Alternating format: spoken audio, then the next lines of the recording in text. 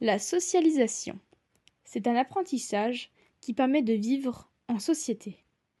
Elle se produit de la naissance à la mort et elle est divisée en deux parties, primaire et secondaire.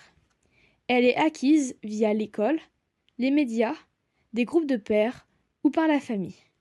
Elle consiste dans diverses caractéristiques comme les valeurs, le respect, marcher, lire, parler et écrire, qui se traduisent en une façon de se comporter et de penser. Pour finir, elle peut donc s'apprendre par les injonctions, le jeu, l'imitation ou les sanctions-récompenses. À la naissance, une fille n'est pas davantage douée pour passer la serpillière qu'un garçon ne l'est pour piloter un avion. Les filles ne sont pas plus attirées par le rose que les garçons pour le bleu.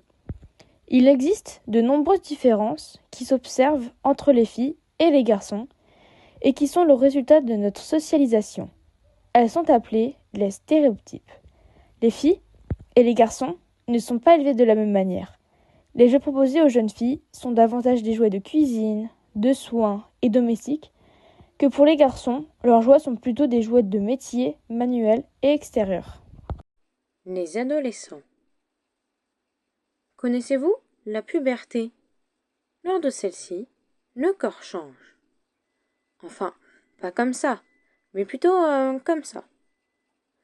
Les stéréotypes chez les jeunes adolescents sont au niveau de leur voix, de leur acné et de leur force. Ils auraient plus de boutons que les femmes, une voix qui mue et plus de force que celle-ci. Quant à elles, ce serait leur sagesse, leur timidité et comme quoi elles seront faibles. Elles devraient se résigner à ce qu'on leur dit. Attention, ces stéréotypes ont un impact sur la scolarité et donc sur l'avenir.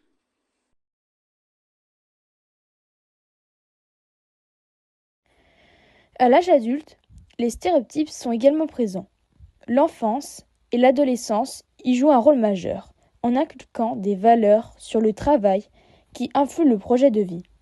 Adultes, les femmes ont plus de chances de devenir femmes au foyer ou maîtresses que les garçons qui, eux, au contraire, ont plus de chances d'être ingénieurs ou pompiers.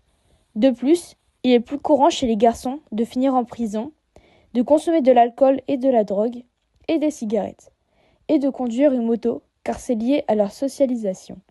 Chez les filles, il est plus courant qu'elles soient discrètes, timides et réservées. Pour en conclure, le rose n'est pas plus pour les filles que le bleu pour les garçons.